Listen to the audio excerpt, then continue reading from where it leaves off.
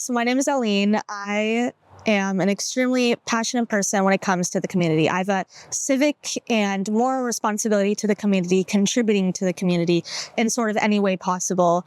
And you see that in sort of my leadership roles. I'm the president and founder of my club, Aliso Advocacy, in which we mentor middle school students and teach them public speaking skills. And with that, sort of to build off on that, we use that skills that we teach them and have them apply it to real humanitarian issues, real actual civic conflicts that are occurring both nationally and internationally.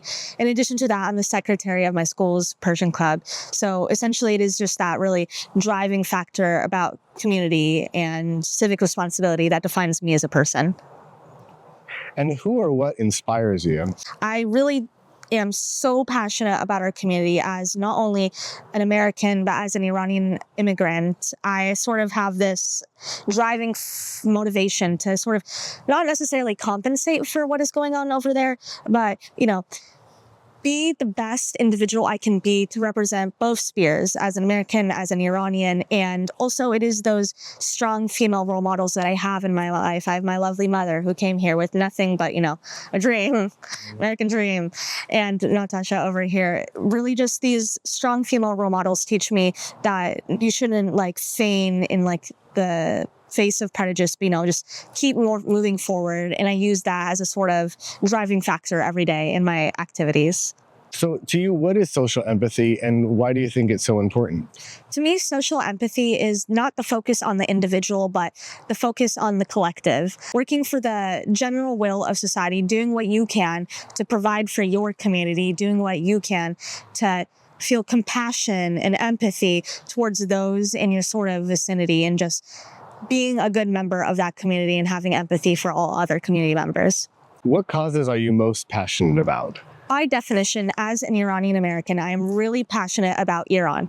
I see it as a model of not just Iran itself, but as a model for the Middle East conflict entirely. I think that the lives lost there are extremely, extremely innocent, extremely just senseless. There's senseless slaughter occurring there, both on various foreign powers, especially, the Iranian regime there.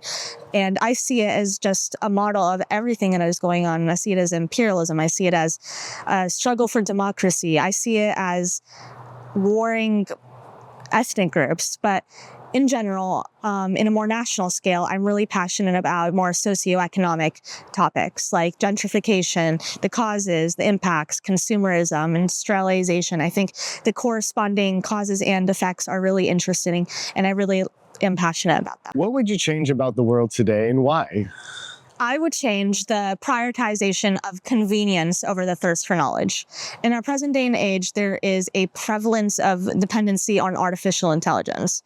People use it for everything. Hey, ChatGPT, how to write an email? ChatGPT, how do I organize my files? I admit, I use it a lot too. Not for everything, for a lot.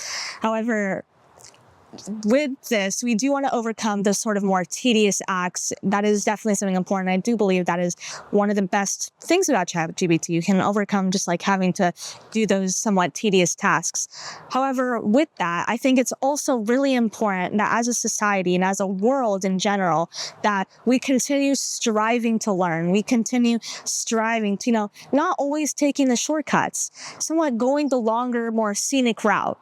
We want to enrich our minds and enrich our experiences with what the struggles are. The struggles, we learn from the struggles. There's no actual good, I'd say, there's not necessarily any good learning opportunities without struggle, which is really important that I think we put aside that thirst and emphasis on convenience and just prioritize what really matters, learning.